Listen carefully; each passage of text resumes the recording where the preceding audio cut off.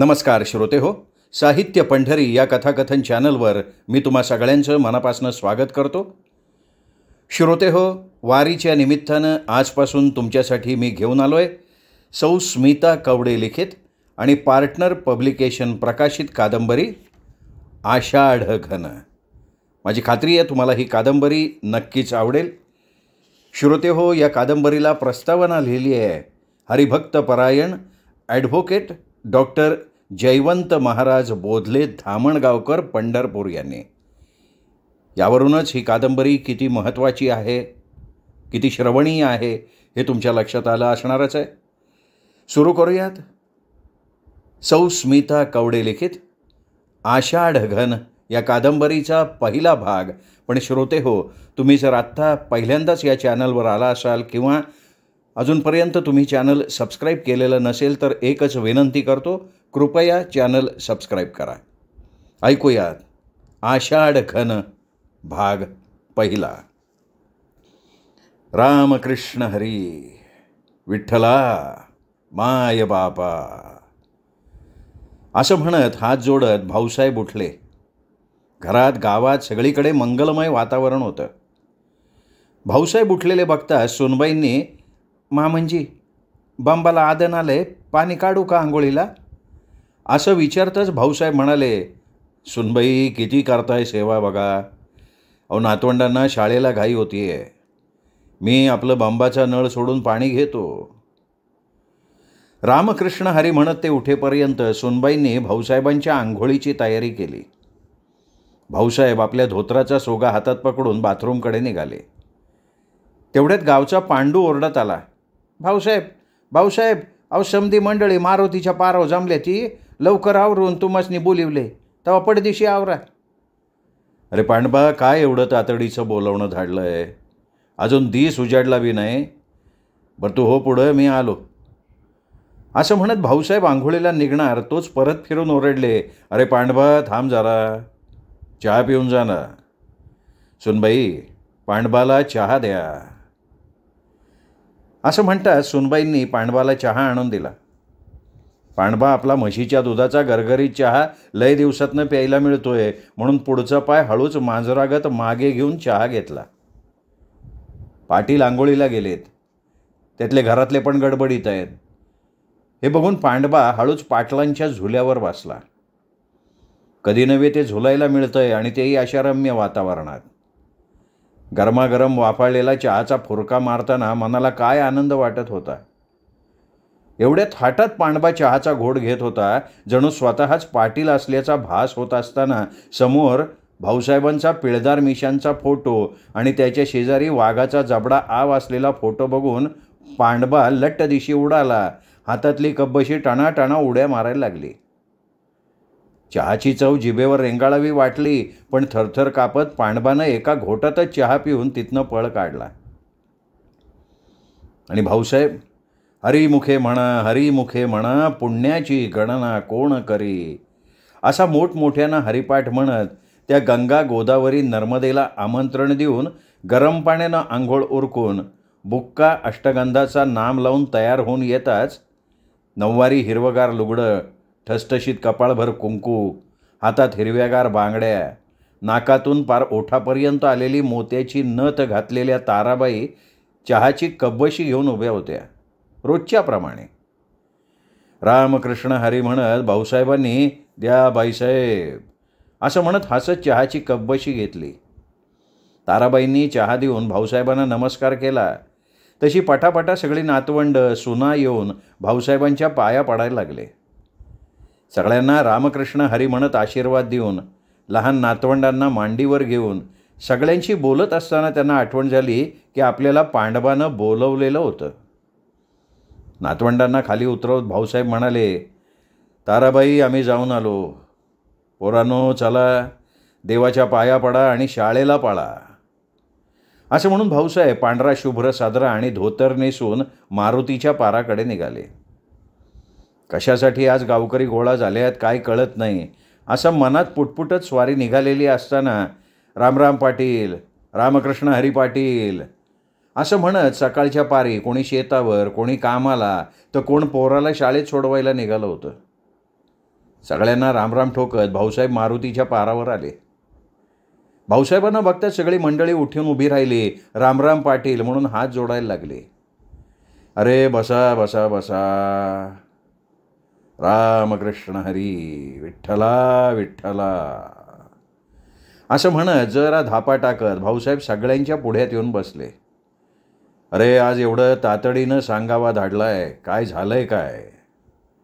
असं भाऊसाहेब म्हणताच गावातला तुक्या म्हणाला, अहो पाटील, काळजीचं काय बी कारण नाही. आवंदा वारीला जायचे नवं, आणि काय कोणाची बी हालचाल दिसेना झाली. 2 वर्ष गेलं त्या करोनामध्ये. आपल्याला काय पायी वारी करता नाही आली. पण आवंदा सरकारनं निर्बंध का काय म्हणतात ते काढलेत. पाटील, अहो 2 वर्ष झालं त्या मायबापाला भेटून, तेव्हा आता आखाड तोंडावालाय म्हणून मी समध्यांना जागं केलं या.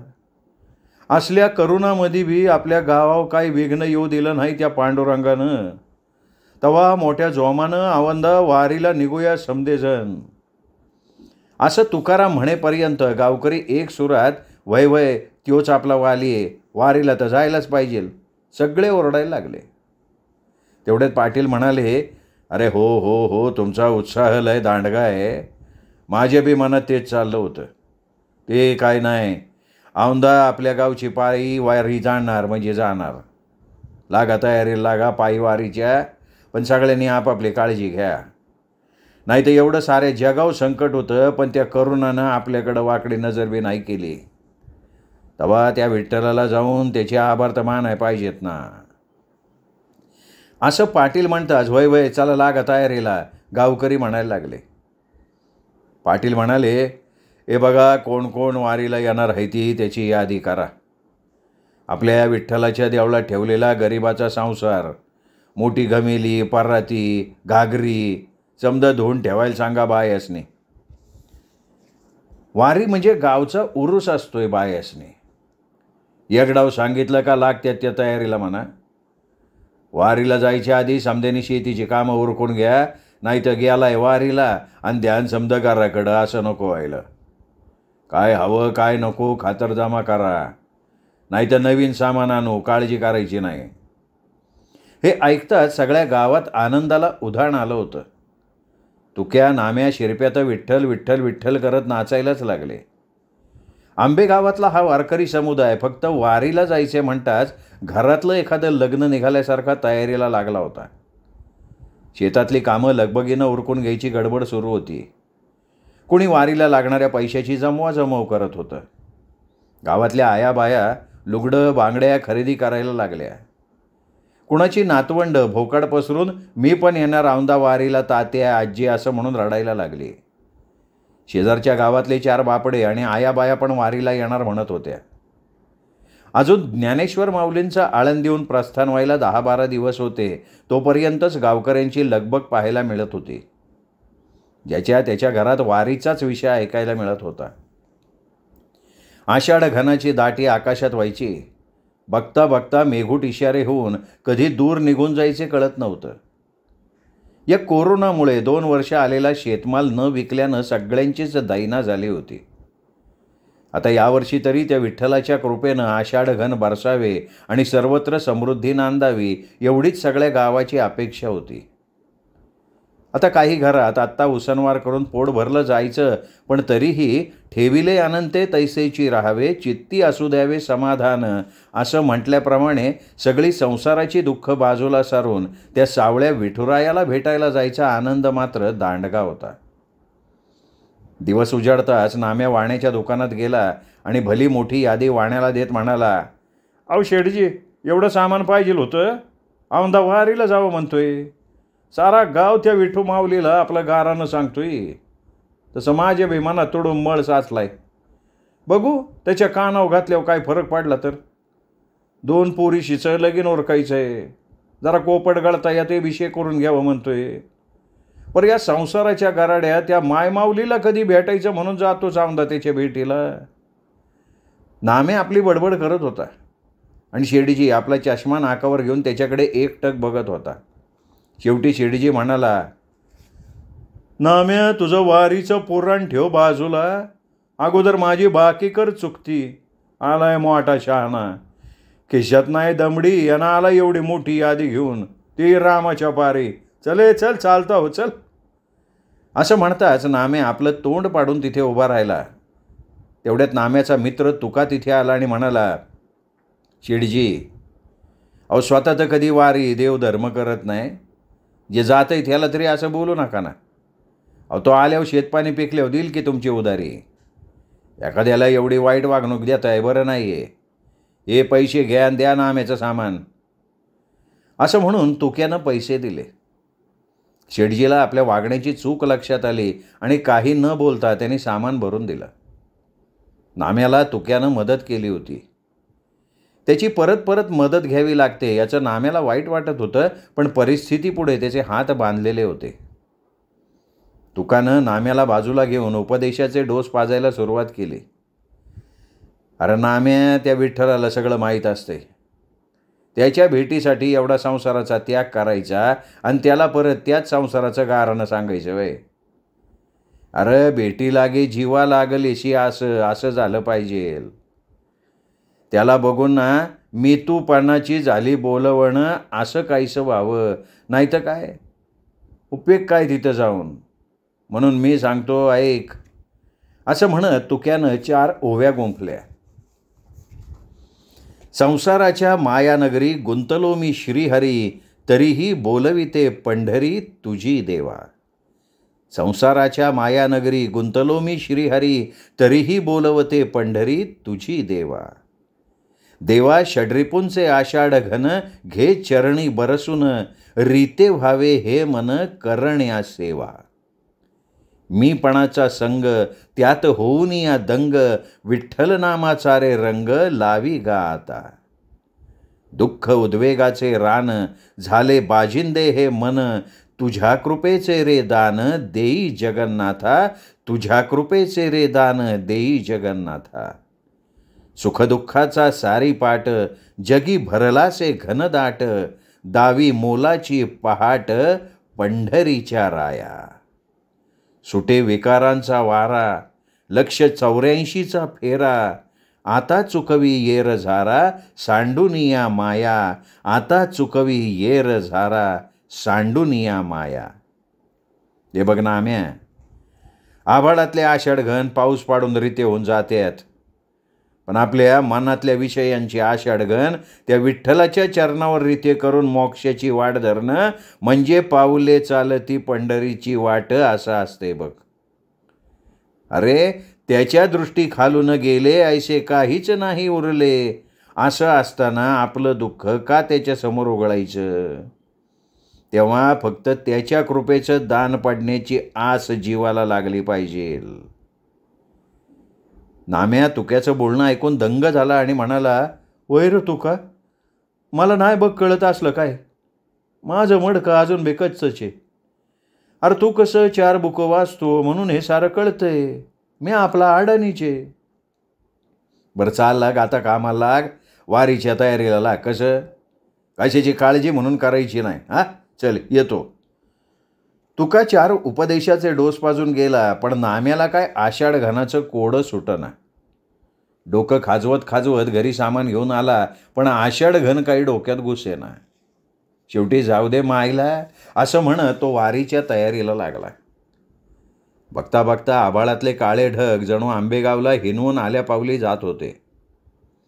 रात्रंदिवस आंबेगावच्या गावकऱ्यांच्या चिंतेच्या ढगांनी त्रस्त केलं, पण तरीही खचून न जाता वारीचा जोश वाढत होता.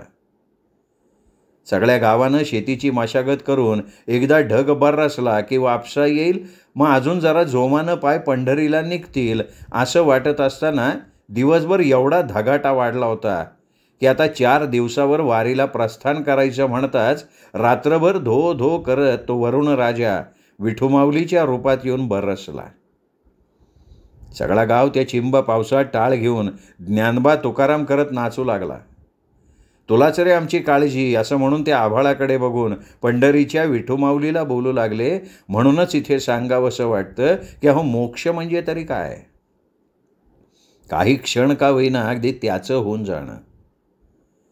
आज सारा गाव स्वतःचं मी पण सोडून भक्तिरसात चिंब होऊन विठ्ठलमय झालेला होता.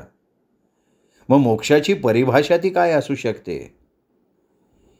याशिवाय मेल्यावर मोक्ष नाही, त्याचा अनुभव क्षणोक्षणी घ्यायचा असतो. एकदाचे आषाढघन त्या रात्री बरसले आणि सारा गाव निश्चिंत मनानं त्या विठुरायावर भार सोडून वारीला जाण्यासाठी तयार झाला. आनंदाचे डोही आनंद तरंगे म्हटल्यासारखं एक तर 2 वर्षानं वारीला जाण्याचा योग आणि त्यात असा काही वरुणराजा बरसला की सगळी दुःख त्यात वाहून गेल्यासारखं झालं. काळे ढग बरसून ज्याप्रमाणे निरभ्र आकाशात इंद्रधनू प्रकटतात, अगदी तसंच त्या विठ्ठलाच्या दर्शनाची, त्या चंद्रभागेच्या आंघोळीची आणि त्या टाळ मृदुंगाच्या घोषाचे इंद्रधनू प्रत्येकाच्या मनामनात रेखाटलेले होते. रात्रीच्या एका पावसानं पार तळाला गेलेला ओढा जरा वाहू लागला होता. 4 आयाबाया लगेच कपडे धुवायला म्हणून निघाल्या. जाताना वाटेतही वारीचाच विषय चालला होता. तेवढ्यात, वै ग गोदा, तू काही येणार नाही औंधा वारीला? काय बाई, आम्ही बघा पार गुडघ्याच्या वाट्या सरकल्या ती, तरी बी सोळावं लागल्यागत निघालोय, आणि तू काय नको नको म्हणती ग? अगं इतक्या दिवसाचं ठीक होतं. लेकाला नवऱ्याला त्या म्हातारीला तुकडा घालायला कोणी नव्हतं, पण औंधा तर सून बी आली की. माणसानं कसं मोकळा असावं. जेव्हा बागाव तेव्हा त्या संसारात गुंतलेली. अगं काय झालंय तुला नको म्हणाया? हां, असं राधाबाई म्हटल्यावर गोदा म्हणाली, वय समद खरं आहे, पण संसार काय चुकलाय वय? आता तुम्ही म्हणतायसा सून आली, पण तिला येते वय धारबीर काढाया. रतिबाची दुधा असते ती, शेणघाण काढायची असती. बघू येऊ पुढच्या वर्षाला. अजून काय म्हातारी झाली वय मी? बघता येईन एखादं लेकरू बाळ झाले, सुनाला पाळणा हल्ला का येईन म्हणती मी. राधाबाई म्हणाल्या, अगं ए गोदे, राहू दे बाय, तुलाच संसार आहे आणि आम्ही काय वाऱ्यावर सोडलाय वय? आणि एक सांगू का, आपलं ते बुवा महाराज सांगते ती बघ, काय सैन्य असताची लढावे. अगं काय म्हातारपणी आमच्यासारख्या गुडघ्याच्या वाट्या झाल्यावर चालता येते वे? आणि म्हणती पुढच्या वर्षाला येता येईन. काय भरवसा आहे का पुढच्या वर्षाला येशीनच म्हणून? पटा पटा पटा या करोनामध्ये लोक मेली, आज हाय तर उद्या नाही असं झालं या करोनामध्ये. गोदा तू राहूच दे बाई, त्या बुवा महाराजांनी सांगितलं गत झालंय बघ तुझं. एखाद्या झाडाला मिठी मारायची आणि ती झाड बघा की सोडतच नाही म्हणल्यागत तुझी गत झाली. अगं रोज संसार करून इट नाही आला वय? हा, म्हणून त्या संसाराच्या विकाराच्या इटे उभारलेल्या त्या इठ्ठलाला भेटायला जायची काय गोडी असती, तुला काय माहिती ग? जाऊ दे बाया, येते मी, मला बी वारीची तयारी करायची. जरा गारेचे लाडू धापाटी तेलच्या घ्यावं म्हणती संगतीला. अगं 4 लोकाच्या मुखात गेल्या म्हणजे धन्य वाटते जीवाला. असं म्हणून राधाबाई निघणार, तोच गोदा म्हणाली, राधा मावशी, अगं तू म्हणते ते अगदी खरं आहे बघ. उद्या हातपाय हालणं झाल्यावर कसली वारी आणि कसली पंढरी. जर या साली तू चल म्हणती आणि मी काय बाय कारण सांगती? नाही ते काय नाही, मी केला माझा संसार, आता जमल तसा करू बापडी सून आणि तिचा संसार. मावशे मी पण येते औंधा पंढरीला. कोणाच्या म्हशी कोणाचं घर मिळाल्यावर म्हणणार येतोय गोदी लय खपली संसारापायी. माझं बी नाव घे म्हणाव तू केलं यादीत. असं म्हणताच राधाबाई म्हणाल्या, आत्ता कसं पटलं समद. आणि राधाबाई निघून गेल्या. गोदा आपली पंढरीला जायच्या ओढीनं सरासरा धुणं बडवत होती. आता राधामावशीनं गऱ्याचा लाडू धपाटी घेतले ती, मग आपण बी वेगळं काय बाय करून घ्यावं पाजरात, असा विचार करायला लागली.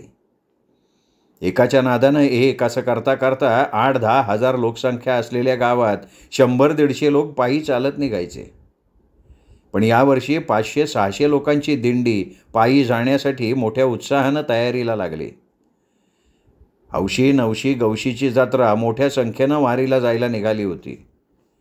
ज्याच्या त्याच्या घरातनं तोच वारीचाच विषय ऐकू येत होता आणि ज्याच्या त्याच्या घरातनं दिवाळी असल्यासारखा गोड खमंग वास दरवळत होता. कोण आकाड तळत होतं तर कोण कानूल खुडबुळी धपाटी दशम्या करायची गडबड करत होता. घराघरातून लहान पोरांचा मला पण आजे तुझ्याबरोबर यायचे वारीला असा टाहो ऐकायला येत होता. सगळं वातावरण विठ्ठलमय झालेलं होतं. शेजारच्या आळीतला खाटकाचा लतीफ भाई भाऊसाहेबांच्याकडे आला आणि म्हणाला, अरे पाटिल, सुना है कल गांव से दिंडी जाने वाली है. ये लो, हर साल की तरह मेरे 500 रुपए की मदद. मुझे तो इस धंधे से जरा भी फुर्सत नहीं मिलती, लेकिन इस महीने में जरा मंदी होने के कारण दूसरे गांव मुर्गी का सौदा करने गया था. आते ही जैसे सुना मैंने वैसे भागा चला आया मैं. भाऊसाहेब उठले, लतीफला मिठी मारत म्हणाले, लतीफ, खरं तू लय चांगला माणूस आहे. दरवर्षी न चुकता तू दिंडीला देणगी देतो. अरे मग चल की एखाद वर्षी आमच्याबरोबर. अरे बघतं खरं डोळ्यानं काय त्या दिंडीचा सोहळा असतो. भाऊसाहेब असं म्हटल्यानंतर लतीफबाई म्हणाला, भाऊसाहेब, एक तो मैं हूँ खाटिक. रोज बकरी और मुर्गी मारना मेरा फर्ज बन गया. अरे आप जैसे पाक लोगों के दिंडी में मैं भला कैसे शामिल हो सकता हूँ. आप तो वो है, वो क्या कहते हो उसको, हाँ, माड़करी है आप. पहले तो मेरा ऐसा धंधा और ऊपर से ये नापाक काम, ये मुझसे नहीं होगा. वो कभी कभी मन में आता है कि मैं भी एक बार देख ही लूँ कैसी होती है दिंडी, लेकिन मन नहीं मानता. भाऊसाहेब लगेच म्हणाले, अरे तुझ्या मनात आहे ना, मग चल तू आमच्याबरोबर, चलच. अरे पाक नापाक असं काही नसतं. आपण सगळेजण त्या देवाची मुलं आहोत, त्यामुळे त्याच्याकडे कसलाही भेदभाव नसतो. मला तर खूप आनंद होईल तू जर आलास तर. आला तर नाही, तू चलच आता. मी तुझं नाव घेतोच यादीत. असं म्हणून त्याने लतीफचं नाव घेतलं. लतीफही आनंदानं विठ्ठला रे विठ्ठला म्हणत नाचायला लागला. गावात सगळीकडे कुजबूज सुरू झाली. काय म्हणता, तो खाटीक दिंडीत येणार आहे होय? अरे हा ना, त्याला कशा अटी घेतला काय माहिती. अरे मुसलमान आहे ना तो. हे सगळं कानावर येताच भाऊसाहेब म्हणाले, कीर्तन ऐकून मनातलं विषयाचं तण अजून काही कमी होत नाही आहेत. अरे आपण सगळी त्याची लेकरं. तो दुजाभाव करत नाही तर तुम्ही आम्ही का करायचा. असं म्हटल्यावर सगळ्यांच्याच परत उत्साहाला भरती आली. आता उद्या सकाळी 9 वाजता सगळ्यांनी गावच्या विठ्ठल मंदिराजवळ गोळा व्हायचं ठरवलं. आजची रात्र सरून कधी एकदा पंढरीच्या वाटेला लागतोय असं झालं होतं सगळ्यांना. गावातल्या तरुणाईनं सगळे रस्ते चकाचक करून, रांगोळ्या काढून, फुलांच्या पायघड्या घालायला सुरुवात केली. 2 वर्षांनंतर गावची दिंडी जाणार म्हणून सगळ्यांच्या आनंदाला पारावार उरलेला नव्हता. एवढ्या आनंदी वातावरणात सगळी तयारी करून झाली, पण सलग 2-3 दिवस भिजल्यामुळे भाऊसाहेबांना अचानक सर्दी ताप जास्तच झाला. छातीत कफ भरला. आधीच त्या कोरोनाचं संकट अजूनही डोक्यावर घोंगावत होतं आणि त्यात भाऊसाहेबांना हा असा त्रास होणं म्हणजे सगळीकडे चिंतेचं वातावरण पसरलं. आत्ताच आपला पसारा गुंडाळलेल्या कोरोनाच्या महामारीला बघता घरातले भाऊसाहेबांना वारीला जाऊ नका म्हणून विनवायला लागले. आता भाऊसाहेबांशिवाय गावातलं पानही हालत नव्हतं. भाऊसाहेबांनी आयुष्यात कधी वारी चुकवली नव्हती. त्यात भर म्हणून भाऊसाहेबांचा लाडका नातू अमेरिकेवरनं सुट्टीला आला होता. त्यांनी तर गळच घातली की आजोबा तुम्ही वारीला जायचं नाही म्हणजे नाही. सगळे गावकरी भाऊसाहेबांच्या घराजवळ जमले, पण त्यांचा नातू म्हणाला, हे बघा काय असतो ही वारी, तुम्हाला कळतंय का. एक तर सगळं जग या कोरोनानं हादरून गेलेलं असताना आणि ही महामारी संसर्गजन्य असताना काय गरज आहे वारीला जायची. ते काही नाही, यावर्षीची सगळी वारी रद्द. असं म्हणतात सगळी गावकरी मंडळी आपापसात कुजबुजायला लागली. तेवढ्यात भाऊसाहेब खोकत खोकत बाहेर आले आणि म्हणाले, हे बघ प्रथमेश, आम्ही एवढी तयारी केली आहे, त्यात कधी नव्हे ते 2 वर्ष कोरोनामुळे वारीला विघ्न आलं होतं, त्यामुळे तू असं काही बोलू नकोस. अरे बघ सगळं जग त्या विठुमाऊलीच्या कृपेनं परत सुरळीत चालू झालं आहे, तेव्हा तू नन्नाचा पाडा लावू नकोस. अरे मला काय फक्त साधा ताप आणि सर्दी झाली आहे, त्याचा बाऊ करू नकोस. ही सगळी मंडळी माझ्यासाठी इथे खोळंबून बसली आहे. असं म्हणतात प्रथमेश म्हणाला, अहो आहे काय त्या वारीत, काय तो गोंधळ, टाळांचा कर्कश आवाज, एकाच्याही तोंडाला मास्क नसणार, सगळा अजागळपणा असणार. आजोबा, सगळ्या गावकऱ्यांचा मला माहीत नाही, पण मी काही तुम्हाला जाऊ देणार नाही, असं म्हणून तो फुगूनच बसला. आता भाऊसाहेबांना प्रश्न पडला की काय करायचं. भाऊसाहेबांचा प्रथमेशवर खूप जीव होता. त्याला कितीही समजावलं तरी काहीच फरक पडत नव्हता. प्रथमेशनी परत शेवटी प्रश्न केला, वारीला का जायचं आणि त्यांनी कुणाचं भलं झालंय हे कुठल्या शास्त्रात लिहून ठेवलंय. असे एक ना अनेक प्रश्न प्रथमेश विचारतच होता. सगळे गावकरी त्याच्या प्रश्नावर निरुत्तर होऊन माना खाली घालून बसले. गुळ किती गोड आहे हे त्याची गोडी चाखल्याशिवाय कळत नाही ना, तसं हे शिकलेल्या माणसाला समजवायचं कसं. त्यात तो फॉरेन रिटर्न, खूप शिकलेला. एक वेळेस अज्ञानातलं सुख परवडलं, पण एक वेळेस शुद्ध ज्ञानाच्या सुखाची परिभाषा निराळी. पण हे विज्ञानातलं विपरीत ज्ञान सगळ्या सुखाचा गळा घोटतं. विज्ञान अनुभव, प्रेम, भक्ती, ममत्व, आत्मिक सुख जाणत नाही, तर त्याला फक्त सिद्ध होऊन दाखवावं लागतं. प्रत्येक वेळेला सिद्धतेची गरज असते असं नाही, तर कधीकधी आपण जिवंत आहोत याची सुद्धा प्रचिती आहे असं मानावं लागेल. पण या नवीन तरुणाईला समजावून कोण सांगणार. सगळेजण गप्प बसलेले बघून प्रथमेश म्हणाला, काय ती विठ्ठलाची दगडी मूर्ती, तिच्या पाया पडून काय होणार आहे. लोकांनी सगळं थोतांड माजवून ठेवलंय. काय तर म्हणे विठ्ठल करतो, विठ्ठल विठ्ठल विठ्ठल, बसा आयुष्यभर टाळ कुटत.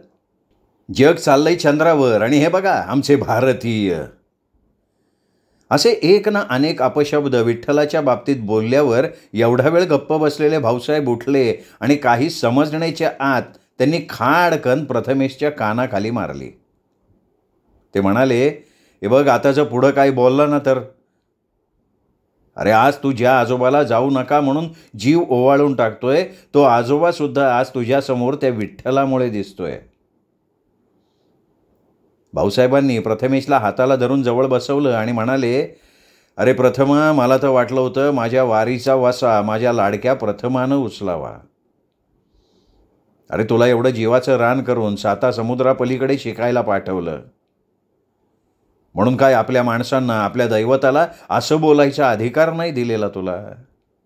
हे बघ, इथे बस, मी सांगतो त्या माझ्या विठुरायाचा, त्या वारीचा अगाध महिमा.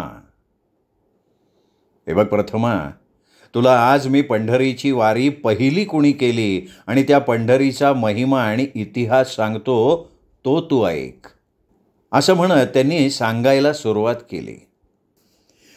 श्रोते हो, आपणही पहिली वारी कोणी केली, पंढरीचा महिमा काय आणि इतिहास काय हे ऐकणार आहोत. पण उद्याच्या भागात भेटूयात साहित्य पंढरी या चॅनलवर उद्या. तोपर्यंत नमस्कार श्रोते हो.